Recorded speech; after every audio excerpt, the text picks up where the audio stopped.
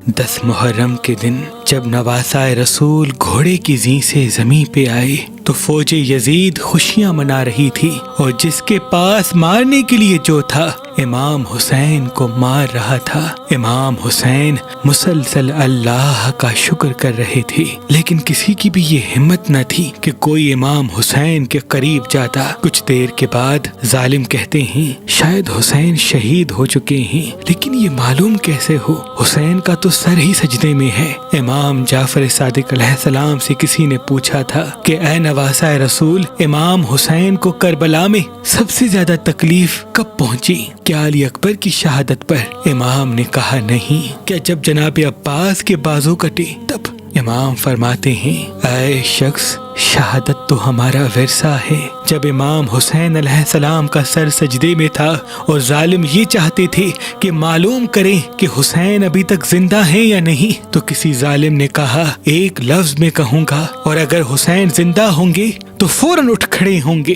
بس وہ ظالم زور سے کہتا ہے کہ فوج حسین کے خیموں میں چلی گئی اور زینب کو تازیاں نے مار رہی ہے۔ جیسے ہی یہ لفظ امام حسین نے سنے تو آپ سجدے سے سر اٹھاتے ہیں اور کہتے ہیں اے ظالم، جب تک میں زندہ ہوں میری بہنوں کے خیمے میں نہ جاؤ۔ بس وہ ظالم زور زور سے ہنستے ہیں اور نواسائے رسول صبر کرتے رہتے ہیں اور اپنا سر پھر سے سجدے میں رکھتے ہیں۔ امام حسین کے سر کو کاٹ کے جب نوک نیزہ پہ بلند کیا گیا تو فوج یزید خیام پہ حملہ کرتی ہے اور بیبیوں کے سروں سے چادر کو لوٹ لیتی ہے، بیبیوں کو تازیاں نے مارتی ہے، اور پھر امام حسین کی لاش کو پامال کرنے کے لیے ان گھوڑوں کو بلایا جاتا ہے جن کو یمن سے لایا گیا تھا۔ جیسے ہی گھوڑے دوڑنا شروع کریں اتنے میں کوفے والے آواز دیتے ہیں کہ ہم اکثر حبیب ابن مظاہر کی دعوت کھاتے تھے۔ اے عمر بن سعد، عرب میں یہ رواج ہے کہ جو جس کا نمک کھاتا ہے اس کی توہین نہیں کرتا۔ ہم حبیب کی لاش پہ گھوڑے نہیں دوڑائیں گے، بس حبیب کی لاش کو الگ کیا جاتا ہے۔ جون کے قبیلے والے جون کی لاش کو لے کے جاتے ہیں، بی بی ام البنین کے قبیلے والے جناب عباس کی لاش کو الگ کر دیتے ہیں۔ بس ایک ایک کربلا کے شہید کی لاش الگ کی جاتی ہے، اور کربلا کی زمین پہ صرف نواسائے رسول پڑا رہتا ہے، اور مشرق کے گھوڑوں کو مغرب کی طرف، مغرب کے گھوڑوں کو مشرق کی طرف دوڑایا جاتا ہے۔ امام حسین کی لاش کو پامال کیا جاتا ہے۔ بس بیبیاں روتی رہتی ہیں، رات ڈھلنے لگتی ہے اور غریبوں کی شام آ جاتی ہے۔ ہر کوئی بی بی اپنے اپنے جوان کی لاش پہ روتی رہتی ہے۔ اتنے میں کوفے کے کچھ لوگ عمر بن سعد کو کہتے ہیں کہ اے عمر بن سعد، ہم نے حسین کو پیاسا شہید کر دیا، خیموں کو جلا دیا، بیبیوں کو بے پردہ کر دیا۔ یہ 3 دن سے پیاسے ہیں، اب ان کو پانی دے ہی دیتے ہیں، کیونکہ مسلسل ان بیبیوں کے رونے کی آواز نے قیامت برپا کرتی ہے۔ اور پھر تھوڑا سا پانی بیمار کربلا امام سجاد کے پاس بھجوایا جاتا ہے، اور یہ حکم دیا جاتا ہے کہ یہ پانی پلا کے ان یتیموں کو سلا دو، ان کے رونے کی آواز سے ہمیں نیند نہیں آتی۔ جیسے ہی پانی شام غریباں کی اجڑی ہوئی بیبیوں کے پاس پہنچے تو ہر کوئی بی بی پانی کو دیکھ کے زار و قطار روتی ہے کہ اب اس پانی پینے کو دل نہیں کرتا۔ بی بی زینب کہتی ہے اللہ کی مرضی یہ ہے کہ ہمارے جسم میں تب تک جان ہو جب تک ہم امام حسین کی شہادت کا واقعہ دنیا کو بتا نہیں دیتے۔ بس سب کو پانی پلایا جاتا ہے۔ اتنی میں بی بی زینب دیکھے کہ وہ سکینہ جو امام حسین کے سینے پہ سویا کرتی تھی وہ نظر نہیں آتی۔ بی بی زینب مقتل گاہ میں ڈھونڈتے ڈھونڈتے جہاں امام حسین کی لاش زمین کربلا پہ بکھری ہوتی ہے وہاں آتی ہے، اور دیکھے کہ ان ٹکڑوں سے لپٹی ہوئی بی بی سکینہ زار و قطار رو رہی ہیں۔ بی بی ان کو دلاسا دیتی ہیں اور کہتی ہیں اے سکینہ، پانی آ گیا ہے۔ بی بی سکینہ کہتی ہے کیا میرے چچا عباس واپس آ گئے؟ بی بی زینب رو کے کہتی ہے اے سکینہ، شہادت کا جام پی کے تمہارے بابا کے پاس ہیں، علی اصغر کے ساتھ ہیں۔ آج سے تم میرے اور اپنی ماں و باپ کے ساتھ سونا۔ اور یوں رات ڈھل کے دن کا سورج طلوع ہوتا ہے۔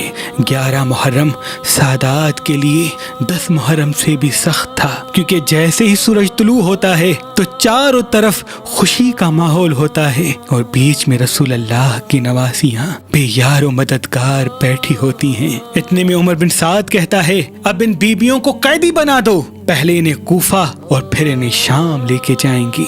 बीबी ज़ैनब, उम्मे कुलसूम, बीबी रुबाब, यहाँ तक कि बीबी सकीना को भी रस्सियों में बांध के कैदी बनाया जाता है। इस काफिले में 34 बीबियां, 80 मासूम बच्चे जिनकी उम्र 5-6 साल से छोटी थी और एक बीमार इमाम सज्जाद था।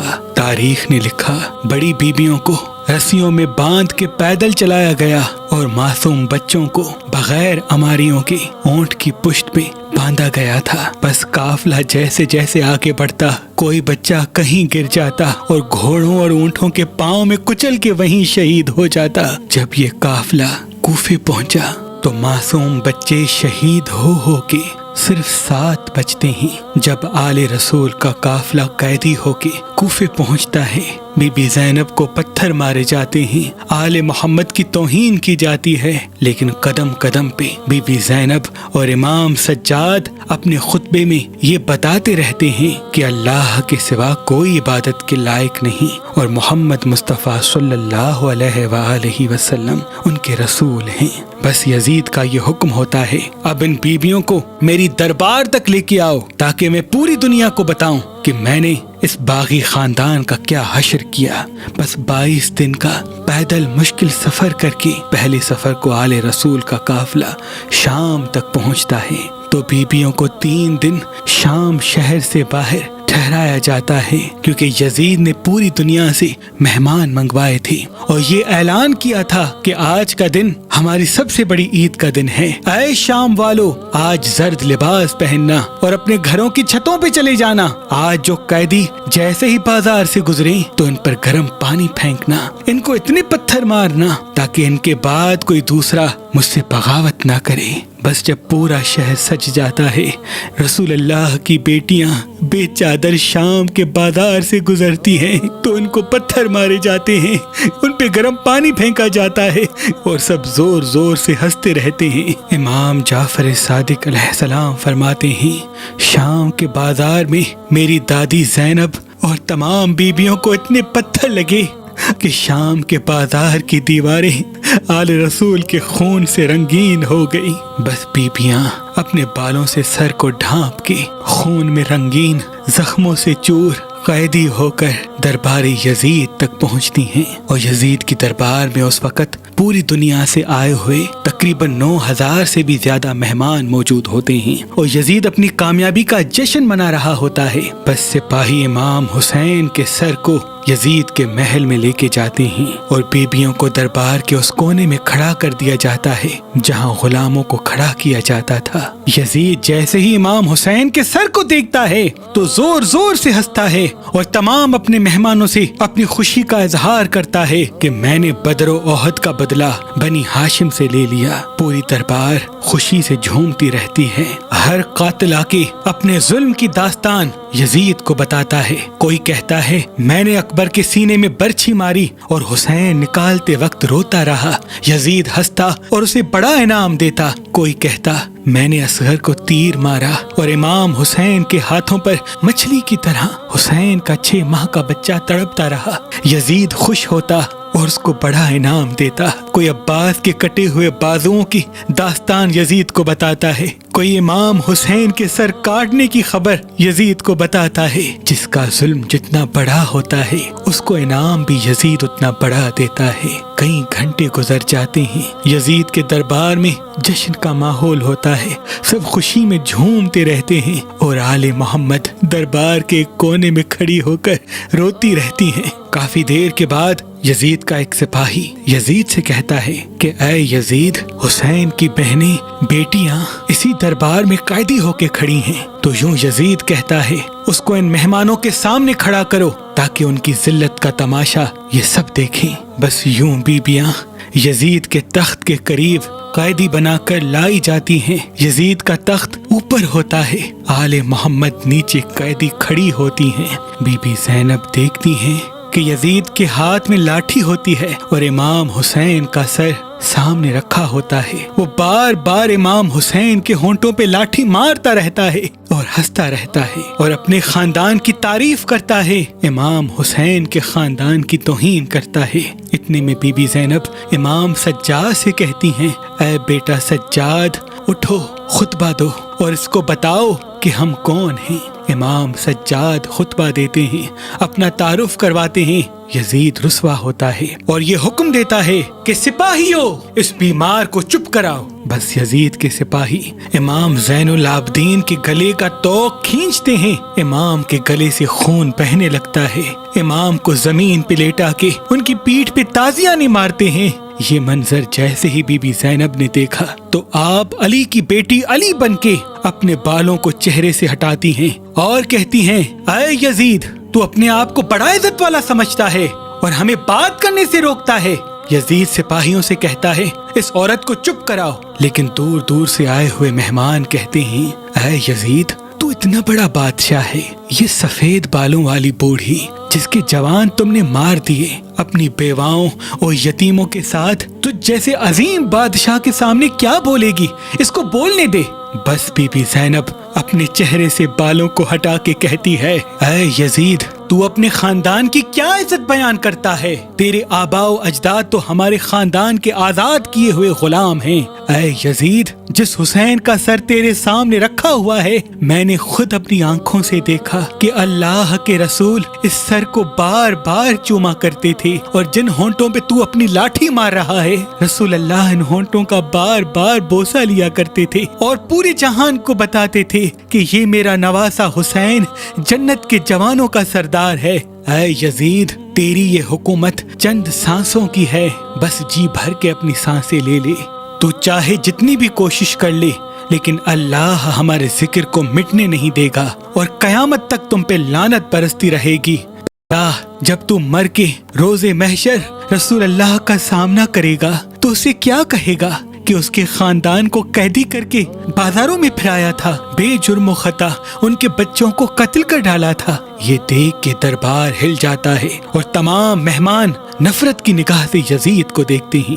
یزید غصے میں کہتا ہے، اس بوڑھی عورت کا سر کاٹ دو۔ سپاہی آگے بڑھتے ہیں، اتنے میں بی بی فضا جو جناب سیدہ فاطمہ الزہرا سلام اللہ علیہا کی کنیز تھی اور حبش کی ملکہ تھی، جو جناب زینب کے ساتھ قیدی بنی ہوئی دربار میں موجود تھی، وہ بی بی زینب کے آگے آ کے کہتی ہے، اے یزید کی فوج میں حبش کے رہنے والوں، پہچانو، میں فضا ہوں، تمہاری ملکہ۔ آج تمہاری غیرت کہاں گئی ہے کہ تم تلواریں لے کے مجھ پہ حملہ کرو گے؟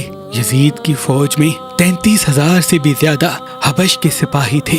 جیسے ہی ان کو معلوم ہوتا ہے کہ ہمارے ملک کی ملکہ بی بی فضا یہاں قیدی بن کے کھڑی ہے، تو فوراً اپنی تلواریں یزید کی طرف موڑتے ہیں اور کہتے ہیں، اے یزید، اگر فضا کے قریب سپاہی گئے تو ہم تیرے سر کو تن سے جدا کر دیں گے۔ جیسے ہی یہ منظر بی بی زینب دیکھتی ہے تو آسمان کو دیکھ کے فرماتی ہے، اے اللہ، آج تیرے رسول کا خاندان اتنا غریب ہو گیا ہے کہ ان کے کنیزوں کی تو لوگ عزت کرتے ہیں، لیکن تیرے رسول کی بیٹیوں کی عزت بھول گئے۔ بس یزید حکم دیتا ہے کہ ان بیبیوں کو قیدی کر کے قید خانے میں ڈال دو، اور بیبیاں قید ہو جاتی ہیں۔ تاریخ نے لکھا، بیبیوں کو شام کے اس قید خانے میں رکھا گیا جس کی چھت تک نہیں تھی۔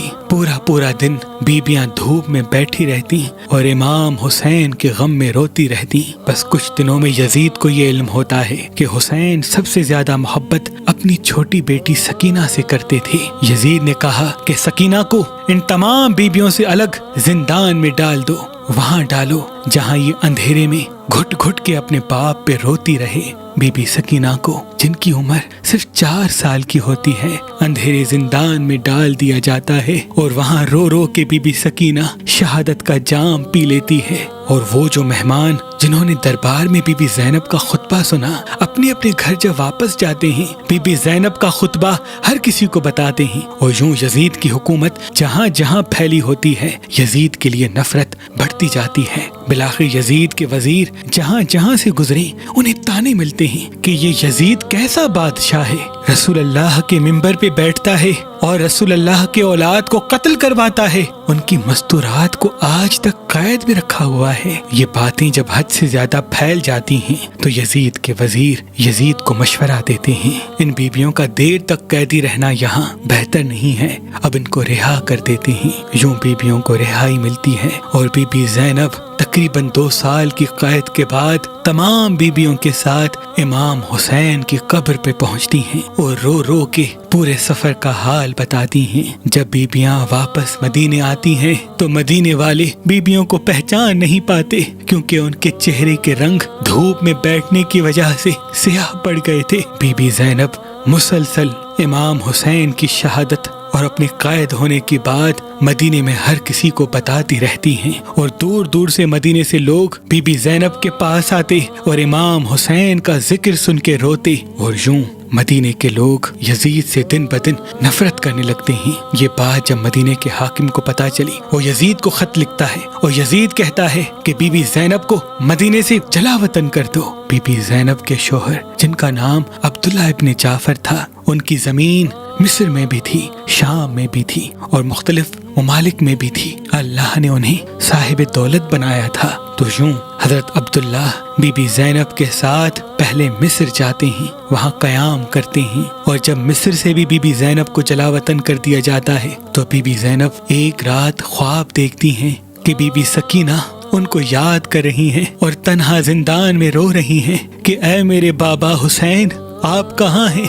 जैसे ही बीबी ज़ैनब ख्वाब से बेदार होती हैं, अपने शोहर अब्दुल्ला से कहती हैं, ऐ अब्दुल्ला, जो तुम्हारी ज़मीन शाम में पड़ी है हम वहीं मुकीम होते हैं, क्योंकि हुसैन ने मुझे अपनी बेटी सकीना के लिए वसीयत की थी कि इसका ख्याल रखना। बस बीबी शाम में आती है और जहाँ बाग़े जाफर तैयार होता है, जो ज़मीन बीबी ज़ैनब को हज़रत अब्दुल्ला ने हक महर में दी थी, वहाँ मुकीम होती हैं। जैसे ही ये इल्म यजीद के साथियों को होता है कि बीबी शाम आ चुकी हैं और शाम के लोग भी बीबी ज़ैनब के पास जाते हैं और इमाम हुसैन की शहादत का वाक़या सुनते हैं, तो वो जहर दिला के 15 रजब 64 हिजरी को बीबी ज़ैनब को शहीद करवा देता है। और यूं उसी शाम शहर में बीबी ज़ैनब का रोज़ा बनता है, जिस शहर में बीबी ज़ैनब को कैदी बना के लाया गया था। जैसे जैसे वक्त गुजरता जाता है, उमवी खानदान की हुकूमत अल्लाह ज़मीन से मिटा देता है और सादात का एहतराम दिलों में बढ़ा देता है। आज भी